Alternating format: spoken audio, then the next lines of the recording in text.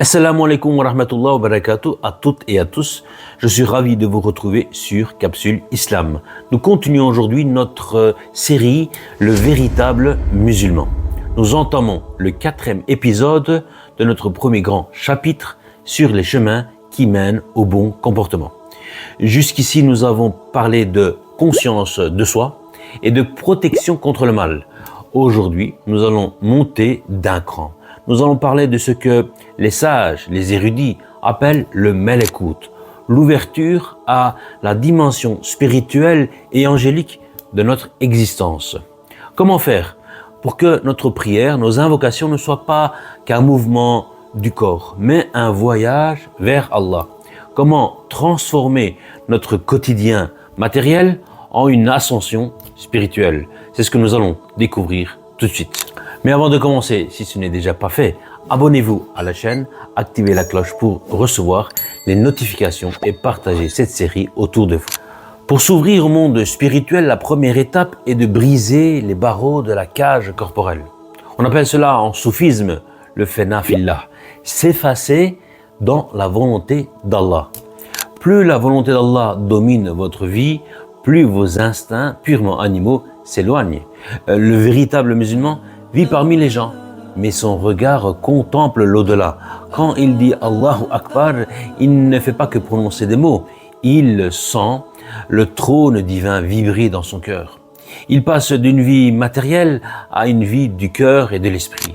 Donc le premier palier du bon comportement, c'est de se dépasser soi-même.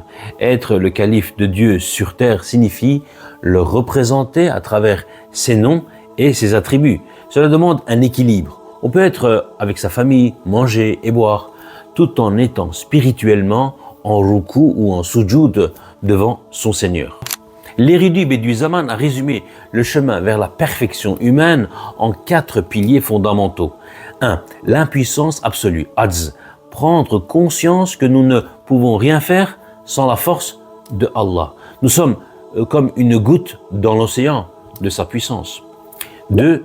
Al-Faqr, l'indigence absolue, reconnaître que tout ce que nous possédons, notre corps, notre intelligence, notre foi, appartient à Allah. Nous sommes riches de lui, mais pauvres par nous-mêmes. 3. L'enthousiasme spirituel, shefq, une soif de servir Allah sans jamais se décourager, même dans les moments difficiles. Et dernièrement, 4. La reconnaissance, shukur, utiliser chaque organe et chaque pensée pour le but pour lequel ils ont été créés. À cela s'ajoute la compassion, shefqat, envers toutes les créatures et la réflexion profonde, ce qu'on appelle le tafakkur. Ces bases ne sont pas des simples concepts, elles doivent devenir notre nature profonde par la méditation constante sur le Coran et l'univers. On ne peut pas s'élever spirituellement avec un estomac lourd. L'excès de nourriture crée un voile de négligence, ghaflet, sur le cœur. Écoutez ces exemples de notre modèle, le prophète Mohammed sallallahu alayhi wa sallam. Un jour, sa fille Fatima lui apporta un morceau de pain sec. Le prophète lui dit « Ma fille, c'est le premier morceau de pain que ton père met dans sa bouche depuis 3 jours. » Abu Huraira radiallahu anhu raconte qu'il a trouvé le messager priant assis pendant qu'il était malade.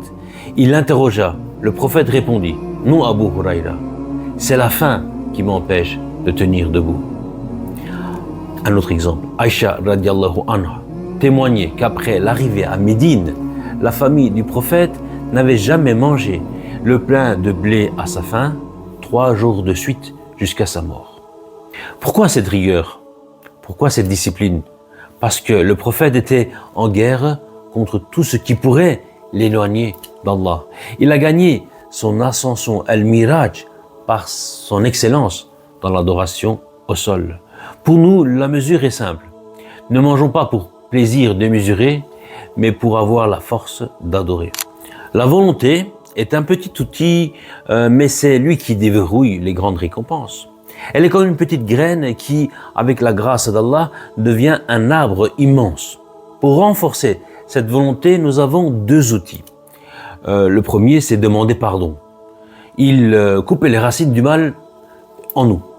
2. L'invocation. Elle donne de la force à nos inclinaisons vers le bien.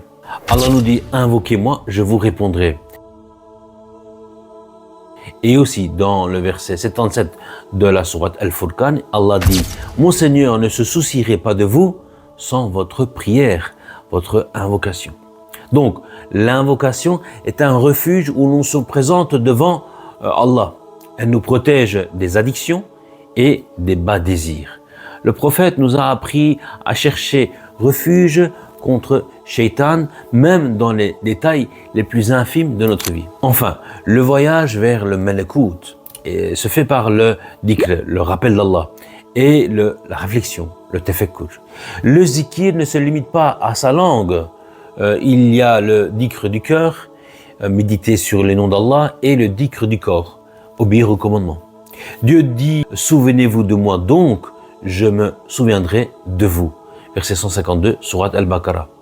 Quant à la réflexion, c'est une adoration sans égal. C'est le fait d'analyser le monde avec un regard discipliné et profond. Regardez la pluie, les étoiles ou le fonctionnement de son propre corps et y voir la signature du Créateur. Le prophète passait ses nuits à pleurer en récitant les versets de la fin de la sourate Al-Imran.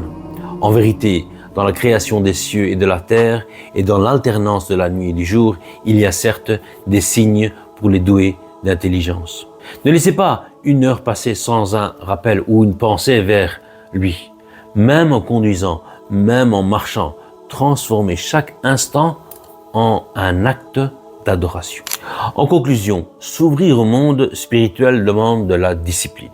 Manger moins pour ressentir plus.